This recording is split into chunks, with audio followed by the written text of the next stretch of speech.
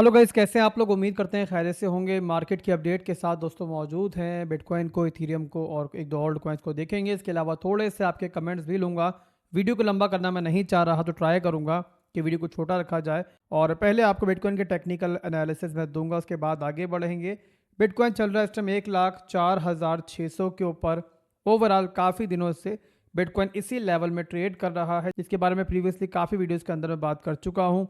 और ये है इसका सपोर्ट लेवल 99,000 से लेके $1,00,000 का पूरा सपोर्ट लेवल है। आप थोड़ा सा राउंड अबाउट इसको 98,000 तक लेके जा सकते हो। और ये वो सपोर्ट लेवल है कि जब तक बिटकॉइन इसके ऊपर मौजूद रहता है, आप कह सकते हो कि बिटकॉइन पॉजिटिव है। बट अगर बिटकॉइन इसको लूज़ करता है तो फिर यहाँ पर हमने देखा है कि 95,000 94,000 तक जो है ना, हमारे पास कोई अच्छी सपोर्ट मौजूद नहीं है। तो इसी रीज़न की वजह से बिटकॉइन के लिए सपोर्ट होल्ड करना जो है वो इम्पॉर्टेंट है।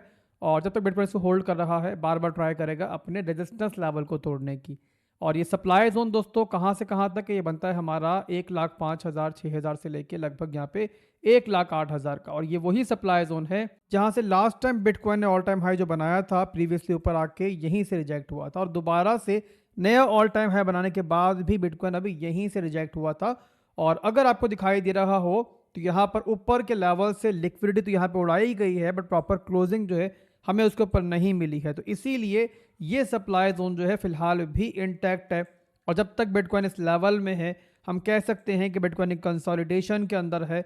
और यहाँ बुल्स की ट्राई है कि ऊपर के लेवल को तोड़ा जाए। इसके अलावा यहाँ पर कुछ अच्छे पैटर्न्स भी बन रहे हैं, बट वही बात है कि जब तक हमारा ये सप्लाई जोन नहीं टूटता है, ये प्ले आउट नहीं करेंगे, तो ओवरऑल बिटकॉइन के नेक्स्ट बड़े मूव के लिए जरूरी है कि बिटकॉइन जो है ना पहले इस कंसोलिडेशन को तोड़े, उसके बाद ही जाहिर सी बात है बिटकॉइन यहाँ पे कुछ कर सकता है। तो ये हो गया दोस्तों फिलहाल के लिए बिटकॉइन का सिनेरियो। इसके अलावा इन 2 दिनों के दरमियान वैसे ही वीकेंड चल रहा है। आज और कल के दरमियान आप जानते हैं वीकेंड है, वीकेंड्स पे वॉल्यूम जो है नॉर्मली कम होता है जब तक कोई बहुत बड़ी न्यूज़ ना आ जाए। मार्केट में जो वेल्स होती हैं वो इतनी ज़्यादा एक्टिव नहीं होती हैं। तो इन 2 दिनों के दरमियान जो है ना, आप लोगों ने अपनी शॉर्ट टर्म की ट्रेडिंग के अंदर जो है ना थोड़ा सा यहाँ पे संभल के चलना है, ऑल्ट कॉइन्स के अंदर खास तौर पे।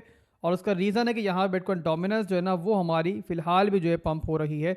और ओल्ड कॉइन्स के अच्छे मूव के लिए ज़रूरी है कि डोमिनेंस जो है ना वो यहाँ पे ब्लीड करे। शॉर्ट टर्म के अंदर जाहिर सी बात है फिलहाल हमें ऐसा होता हुआ अभी तक नहीं दिख रहा, और जब तक होगा नहीं जाहिर सी बात है ओल्ड कॉइन्स यहाँ पे अच्छा परफॉर्म नहीं करेंगे। बट इसके अलावा मैक्रो लेवल की बात करें, वीकली की बात करें, तो वहाँ बहरहाल हम जो है ना डोमिनेंस के अंदर भी अपने सप्लाई जोन के अंदर है। और डोमिनेंस के बारे में रिपीट कर दूँ दोबारा से न्यूबीज़ के लिए कि डोमिनेंस के ब्लीड करने का मतलब है कि ऑल्ट कॉइन्स ने पंप करना है, और डोमिनेंस के पंप करने का मतलब है कि ऑल्ट कॉइन्स ने वीक होना है। अब इसके बाद चलेंगे, छोटे से एनालिसिस देंगे आपको इथीरियम के, वहाँ पे क्या चल रहा है। अब इथीरियम का डेली का चार्ट मैंने ओपन किया हुआ है। डेली के अंदर स्ट्रक्चर के लिहाज से बात करें, प्रीवियसली इथीरियम जो है वो नीचे की तरफ था, लोअर लोज लोअर हाइज बना रहा था। बट दोबारा जब पंप हुई मार्केट तो उसके अंदर इथीरियम ने अपना स्ट्रक्चर जो है वो दोबारा पॉजिटिवली ऊपर की तरफ ब्रेक किया, और एक हायर हाई बनाने के बाद, अब एक हायर लो बनाने के बाद दोबारा से एक नया हाई बनाने की ट्राई कर रहा है। बट फिलहाल के लिए जहां से इससे रिजेक्शन मिली है और मिल रही है, वो लेवल है हमारा वीकली का ये मिड रेंज का एरिया। इसी के साथ इथीरियम यहाँ पे ट्रेडिशनल पैटर्न में भी ट्रेड कर रहा है तकरीबन यहाँ पे 18 नवंबर 2024 से। और इसी पैटर्न के अंदर इथीरियम कंसोलिडेट कर रहा है, इसके रेजिस्टेंस को रिस्पेक्ट दे रहा है और सपोर्ट को भी रिस्पेक्ट दे रहा है। और यहाँ पे सामने आपके कि यहाँ पे बहुत ज़्यादा स्क्वीज होता जा रहा है। तो दिख ही रहा है कि इथीरियम जो है ना इस पैटर्न को किसी भी टाइम जो है वो यहाँ पे तोड़ने की तैयारी कर रहा है। और यहाँ फिलहाल के लिए बहरहाल पैटर्न के लिहाज से, स्ट्रेंथ के लिहाज से इथीरियम अच्छा भी दिख रहा है। तो यहाँ एक ब्रेकआउट का हमें वेट है, ब्रेकआउट मिल जाता तो फिर यहाँ पर जो है ना इस मिड रेंज के टूटने के बाद हम कंसीडर कर सकते हैं कि इथीरियम के अंदर जो है एक अच्छा मूव जो है हमें देखने को मिल सकता है। बट एक बात याद रखें कि पैटर्न्स जो होते हैं ना, जब तक वो टूटते नहीं हैं और उससे हमें ब्रेकआउट नहीं मिलता है, तो हम ये कंसीडर नहीं कर सकते कि ये प्ले आउट करने जा रहा है। तो यहाँ पे हमें इसका वेट थोड़ा सा करना पड़ेगा। इसके अलावा जो लोग यहाँ पे इथीरियम के अंदर अगर नई एंट्री बनाना चाह रहे हैं तो 2 लेवल इसके लिए आपके हो सकते हैं। एक लेवल तो है हमारा 3100 का लेवल, जो कि ट्रायंगल पैटर्न का सपोर्ट लेवल है।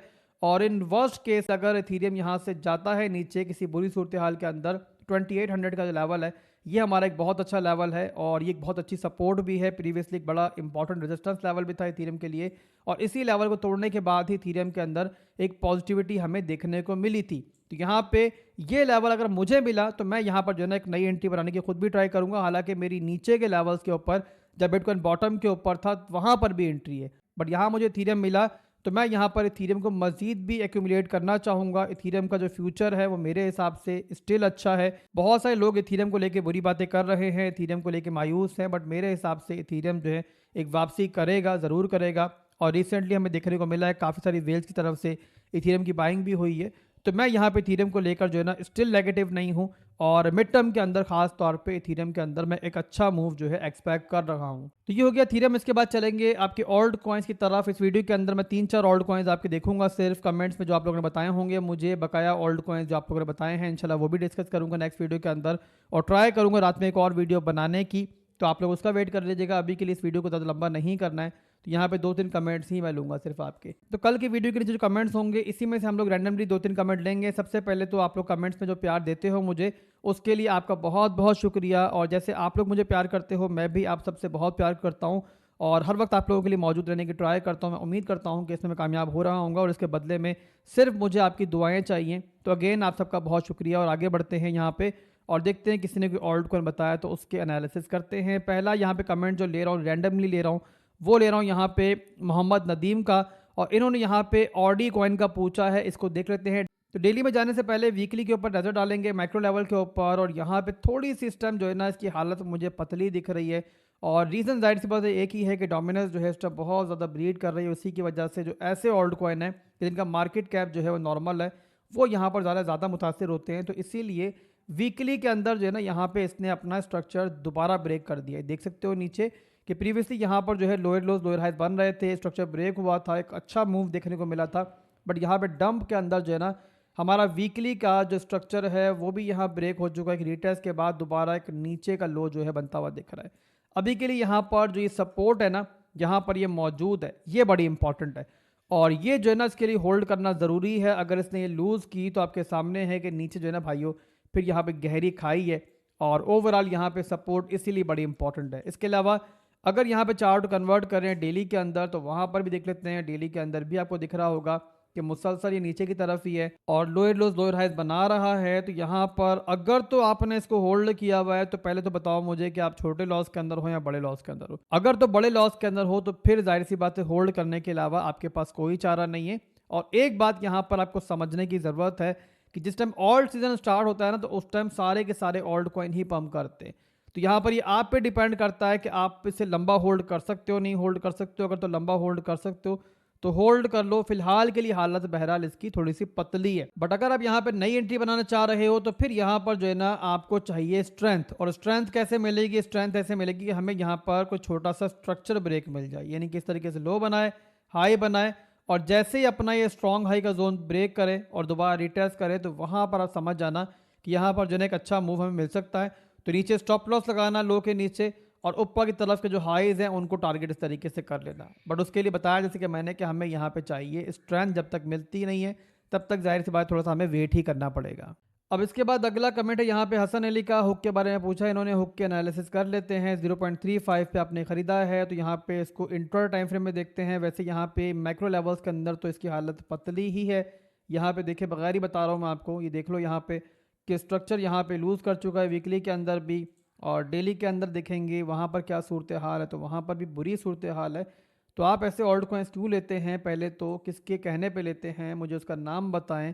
इतने अच्छे ऑप्शंस मौजूद हैं, आप उनको क्यों नहीं देखते हैं? एनीवेज यहाँ पे 4 घंटे में कन्वर्ट कर लेते हैं चार्ट को, वहाँ पे देख लेते हैं क्या चल रहा है। और 4 घंटे के अंदर भी सूरत हाल जो है वो इसकी पतली ही दिख रही है, और मुसलसल नीचे की तरफ ही जा रहा है, प्रॉपर स्ट्रेंथ नहीं दिखा रहा है। मज़ीद नीचे चलते हैं 1 घंटे के अंदर, यहाँ पर देख लेते हैं कि हमें कोई स्ट्रेंथ दिख रही है नहीं दिख रही है। अब 1 घंटे के अंदर बहरहाल थोड़ी सी स्ट्रेंथ मुझे इसके अंदर दिख रही है, और यहाँ फ़िलहाल के लिए ऊपर जाने की ट्राई ये कर रहा है। और ओवरऑल स्ट्रक्चर अगर होल्ड करता है ये तो यहाँ तक जो है ना हमें दिख सकता है, यानी कि 0.2980 तक, या फिर यहाँ पे 0.3 तक ये दिख सकता है। तो बहरहाल यहाँ पे जो है ना आप वेट कर लो थोड़ा सा भी। और यहाँ फिलहाल के लिए अगर स्टॉप लॉस लगाना चाहो तो स्टॉप लॉस जो है ना आप इस लो से नीचे लगाओगे। अब मुझे नहीं पता कि आपके रिस्क मैनेज है या नहीं है, या फिर आपने इससे मलिक रियाज बनना था रातों रात, ये ज़रा आप ही जानते हैं। पर बहरहाल फिलहाल के लिए जो स्टॉप लॉस लग सकता है इसके अंदर वो इस लो से नीचे लग सकता है। तो ये हो गया हुक। इसके बाद एक लास्ट ऑल्ट कॉइन देखेंगे, उसके बाद वीडियो क्लोज करेंगे। FF टीचर आसिफ भाई, I love you so much, love you too मेरे भाई। और उसके बाद है मोहम्मद बिलाल खान का comment, die hard fan, thank you so much.